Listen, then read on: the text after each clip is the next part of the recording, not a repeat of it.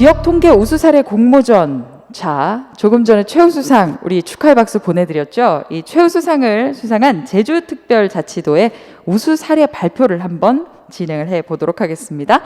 여러분 박수로 환영해 주시기 바랍니다.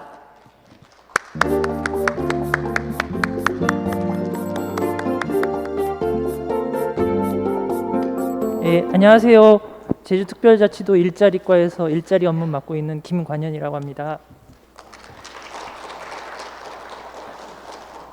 오늘 이 자리에 초청해 주시고 최우수 사례로 선정해 주셔서 감사 말씀 먼저 드리도록 하겠습니다.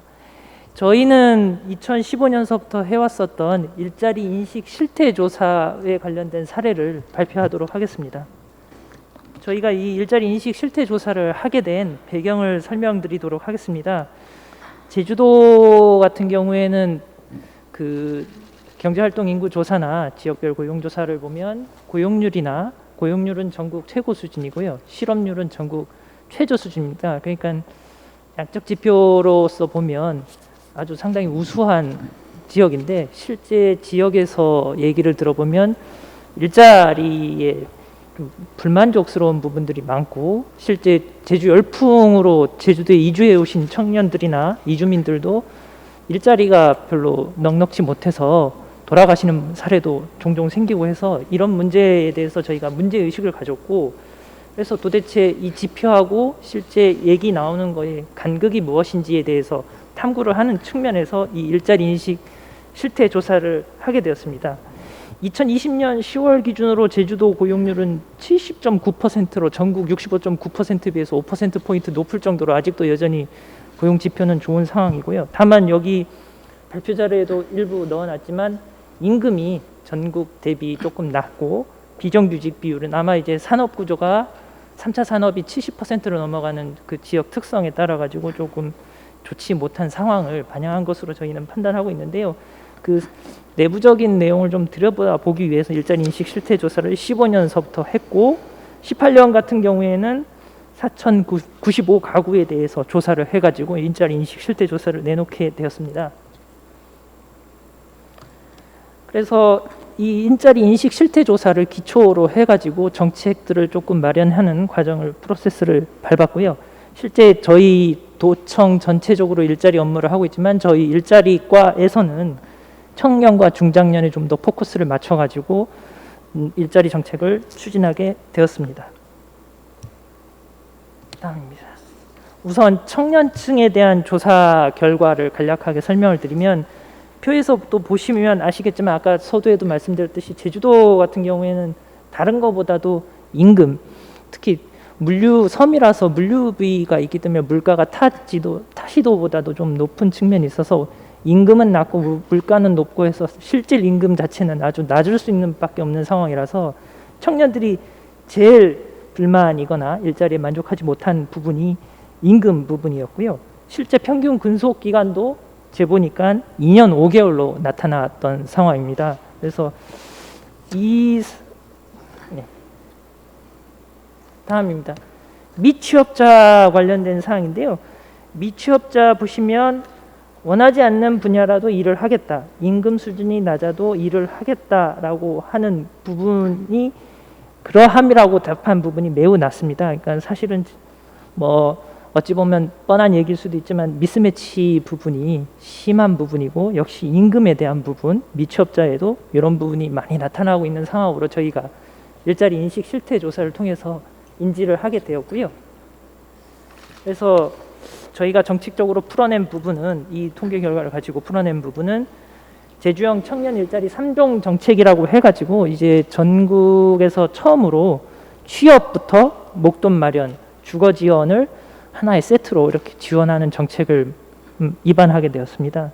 첫 번째 이제 청년 취업 희망 프로젝트는 미취업 청년을 신규 채용하는 경우에 고용장려금을 50에서 70만 원 월 주는 건데요. 일단 아까 말씀드렸던 임금에 대한 불만족스러운 부분을 좀 채워주기 위한 방책이고 기업 입장에서는 인건비 부담을 좀 줄여서 일자리를 창출할 수 있게끔 하는 정책이었습니다. 그다음 제주형 일자리 재형저축 같은 경우에는 사실은 저희가 2018년 신규로 처음 시작했는데 고용노동부와 중소기업 벤처부에서 내일체험 공제 사업을 하면서 이제 어찌 보면 저희가 좀 더 선도한 모델이 되는데, 기업과 근로자 그리고 제주도가 일정 부분씩 분담을 해서 5년 동안 이 납입을 하게 되면 5년 뒤에 3천만 원과 이자를 마련해 주는 정책인데요. 이 정책을 입안하게 된 이유는 아까 실태조사에서도 보셨지만 청년틀 근속 연수가 2년 5개월이라서 기업에서는 신규 채용에 대한 부담, 그다음 인력 양성에 대한 부담분들이 있었고, 또 청년들은 요즘은 이제 금리도 낮고 목돈 마련하기가 어렵다는 측면을 좀 고려를 해가지고 일자리의 질 측면에서 조금 높여보자라는 측면에서 마련한 정책입니다. 마지막 일하는 청년 보금자리 정책 같은 경우는 이제 제주도 같은 경우 이주 청년들이 조금 늘어나고 있거든요. 그래서 근데 이제 제주도에 원래 거주하고 있는 청년들 같은 경우는 이제 부모님 집이 있고 그런 경우들이 있는데, 이주 청년들 같은 경우 이제 주거비가 상당 부분 부담으로 되는 부분이 있어서 그런 부분을 해소하는 측면에서 저희가 입안한 정책입니다. 다음 제주 더큰레일 센터 운영에 관련된 사항을 말씀드리겠습니다. 일자리 인식 실태 조사에 따르면 청년 취창업 활성화를 위해 필요한 도화 대학의 역할 1순위가 취업 연계 직업 훈련입니다. 근데 이 발표 자료에는 넣어놓진 않았지만 실제 이거와 연계해서 추가로 그 실태 조사에 나온 결과에 따르면 직업 훈련 기간이 도움이 되지 않는다라는 이유에 대해서 취업하고 창업 연계가 되지 않는다가 30.5%, 그다음 교육 전문성이 낮아서 취업에 도움이 되지 않는다가 24.1%에서 사실 이제 실질적으로 청년들 취업에 도움이 되고 있지 않다라는 인식 결과도 좀 나왔었던 부분이 있습니다. 그래서 저희가 그 부분을 해소하기 위해서 마련한 것이 이제 제주 더큰레일 센터라고 해서, 쉽게 말씀드리면 직업훈련 프로그램, 취업 연계, 취업 알선, 그 다음에 청년 수당 이 세 가지를 한 틀로 묶어가지고 한 번에 처리하는 그런 정책이라고 보시면 됩니다. 그러니까 월 150만 원씩 받으면서 취업이나 그다음 프로젝트 기반의 어떤 문제 수행 프로그램을 해서 자기 역량을 기르는 그런 프로그램인데요. 그러니까 쉽게 말하면 경제적 부담 없이 취업 활동에만 오로지 올인할 수 있도록 저희가 기반을 만들어주는 정책입니다. 그래서 지금 2019년 9월에 개소를 했고요. 지금 1기 참여자 100명이 선발돼 가지고 4단계, 이제 마지막 단계인 취업 단계로 지금 들어서고 있는 단계입니다. 그다음 중장년 부분입니다. 중장년 부분은 어찌 보면 당연할 수도 있겠지만 사실은 이 일자리 인식 실태 조사에서 나온 결과를 한마디로 말씀을 드리면, 어렵지만 불만족스럽지만 그냥 다닌다라는 내용입니다. 사실은 뭐 생계가 달려 있고 그런 부분이 있어서 불만족스럽지만 다닌다 이런 내용인데, 사실은 아깝게도 말씀드렸지만 저희 중장년 같은 경우에 30대, 40대, 50대 고용률 같은 경우는 전국하고 비교해 봤을 때 거의 10%포인트 이상 될 정도로 고용률이 상당히 높게 나타나고 있습니다. 그럼에도 불구하고 이분들이 불만족스럽다는 사항은 이 중장년들이 어찌 보면 이제 경제를 지탱하는 주축 세력인 점에서 이제 쉽게 이직할 수 없는 그런 부분을 반영한 것으로 저희는 인지를 했고요. 실제 만 50세에서 60세, 이제 60세 이제 신중년이라고 하고, 예전에는 조금 고령층으로 보는 이분들 같은 경우에도 생계 유지를 위한 일자리 창출을, 일자리를 하려고 하는 이유들이 많이 높았다라는 것을 저희가 알 수 있었습니다. 그래서 저희의 해법은 비슷합니다. 그러니까 청년하고 동일하게 중장년에도 3종 정책을 같이 적용을 하는 것을 목표로 했습니다. 그래서 아까 청년 취업 희망 프로젝트하고 동일하게 중장년 취업 프로젝트를 해가지고 고용장려금을 주는 정책을 우선 마련했고요. 그다음에 중소기업 장기재직 재형저축이라 해서 청년과 동일하게, 근데 금액은 조금 작습니다만은 2천만 원 정도를 만들어주는 목돈 마련 프로그램을 하고 있고, 중장년 근로자 보금자리 지원 사업도 이제 청년하고 동일하게 청년, 중장년 해서 저희 제주도에서는 19세에서 60세까지 모든 이제 취업서부터 목돈 마련 주거 지원까지 보장해주는 체계를 구축했다라고 말씀을 드리겠습니다.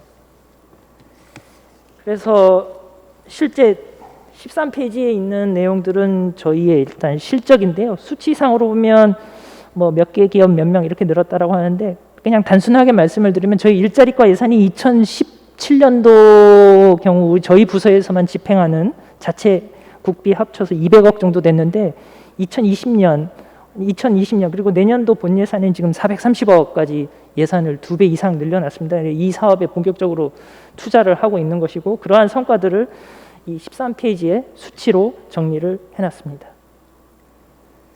다음입니다. 더큰넬 센터입니다. 이제 작년 9월에 해서 지금 1년이 돼가지고 아직은 성과가 나올 수는 없는 단계인데요. 지금 취업 프로그램에 들어가 있는 친구들하고 창업, 그다음에 자기 주도는 이제 자기가 이제 창업도 취업도 아닌 어떤 프리랜서기를 수도 있고 자기가 좀 원하는 프로그램을 하는 건데 이런 실적이 있는데 지금 일기생들이 지역에 있는 기업들에 취업해서 인턴십 프로그램을 진행하고 있는 단계입니다. 그래서 지금 타시도에서도 저희 더큰넬 센터를 벤치마킹하러 오는 단계고요. 그다음에 제주 요즘 뉴딜이 전국적으로 화제인데 저희 뉴딜 같은 경우 신성장 산업에 들어갈 인재를 그러니까 지역에 인재풀이 적다 보니까 그쪽에 인력 공급을 할 수 있는 그런 인프라로 지금 성과를 좀 보일 것으로 기대를 하고 있는 단계입니다. 실제 이 인턴십을 하는 기업들의 반응도 다른 청년들에 비해서 도전 의식도 있고 해서 좀 평판은 좋은 형태로 저희가 지금 인지를 하고 있는 단계입니다. 그래서 제주도민 일자리 인식 실태 조사 활용의 의의인데요. 내용은 보시면 될 것 같고 저희가 말씀드리면 통계청에서 경제활동 인구 조사나 지역별 고용 조사나 여러 가지 통계를 해주고 있는데 사실 지역 단위로 나오는 시도 단위로 나오는 통계들이 사실 한정돼 있어서 일자리 정책을 함에 있어서 사실 많이 부족한 부분은 사실입니다. 그래서 일자리 인식 실태 조사가 좀 저희가 필요한 정보를 좀 더 어찌 보면 결과들은 당연한 것일 수도 있는 내용들이긴 하지만 그걸 수치로 볼 수 있다라는 측면에서 조금 의의가 있고요.